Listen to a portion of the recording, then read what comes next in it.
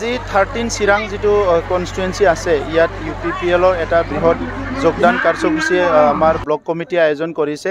ইয়াত বিশেষকৈ 2100তকৈ অধিক বিপিএফৰ নেতা কৰ্মীবিলাক আমাৰ দলত যোগদান কৰিছে আৰু ইয়াৰ বাহিৰে বেলেগ বেলেগ দলৰো আহিছে। তেখেতসকলে নিজৰ স্ব-ইচ্ছাই বহুত দিনৰ পৰা মোক মাতি আছিলে যে এনেকুৱা এটা জয়নিং প্ৰগ্ৰাম ইয়াত হ'ব, আপোনালোকে আহিব লাগিব। মই আহি পেলাই সবকে লগ পাই খুব ভাল লাগিছে যে সবে এটা পৰিৱৰ্তন আগতে বিচাৰিছিলে, কিন্তু কোনোবাই এই সময়ত কথাবিলাক বুজি পোৱা নাছিলে যে সঁচাকৈ বিটিআৰত যে স্থায়ী শান্তি আহিব, সকলো নিৰাপত্তা পাব, উন্নয়নবিলাক যে সঠিক পথত গতি কৰিব।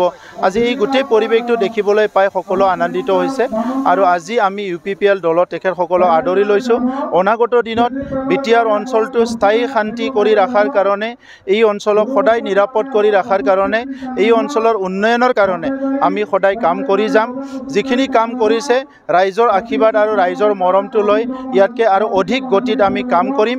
আৰু আজিৰ তাৰিখত ক'ব পৰা হৈছে যে কোকৰাঝাৰ লোকসভা সমষ্টিত এটা অভিলেখ সৃষ্টি কৰি আমাৰ মিত্ৰজোঁটৰ যিটো প্ৰাৰ্থী হ'ব তেখেতে অভিলেখ সৃষ্টি কৰি অকা লোকসভাত জিকিবলৈ গৈ আছে। কোকৰাঝাৰ লোকসভা সমষ্টিত মানে শুনিবলৈ পোৱা গৈছে যে ইয়াতে বিজেপিৰ প্ৰাৰ্থী প্ৰদান কৰিব আৰু ইউপিপিএলজনক দৰং ওদালগুৰি দিয়া হ'ব।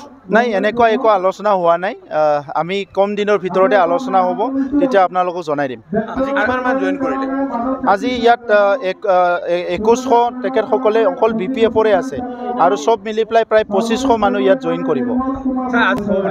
প্ৰতিদ্বন্দ্বিতাই নাই এইবাৰ কোকৰাঝাৰ লোকসভা সমষ্টিত কোনো প্ৰতিদ্বন্দ্বিতা নাই। আমাৰ মিত্ৰজোঁটৰ প্ৰাৰ্থী বহুত ভোটৰ ব্যৱধানত জয় হৈ আছে।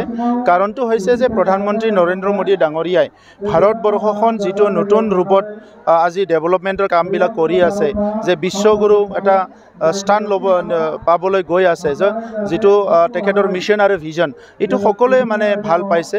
আৰু আমাৰ অসমৰ মুখ্যমন্ত্ৰী ডক্টৰ হিমন্ত বিশ্ব শৰ্মা ডাঙৰীয়াই অসমখন ভাৰতৰ ভিতৰতে উন্নত ৰাজ্য হিচাপে গঢ় দিয়াৰ কাৰণে যিখিনি আঁচনি তৈয়াৰ কৰিছে, যিখিনি মিছন আৰু ভিজন ৰাখিছে, ইয়াত সকলো ৰাইজে আজি অৰ্গেনাইজ হৈছে। গতিকে ইয়াত কোনো এটা তেনেকুৱা কম্পিটিশ্যন বা কোনো প্ৰতিদ্বন্দ্বী বুলি একো নাই। আমাৰ প্ৰাৰ্থী বহুত ভোটত জয় হ'ব। নৱসৰণী আপোনালোকৰ মিত্ৰজোঁটত আছে, আলোচনা কৰিম, কিন্তু নৱসৰণীয়ে নিজেও প্ৰতিদ্বন্দ্বিতা কৰিব বুলি আলোচনা কৰিম।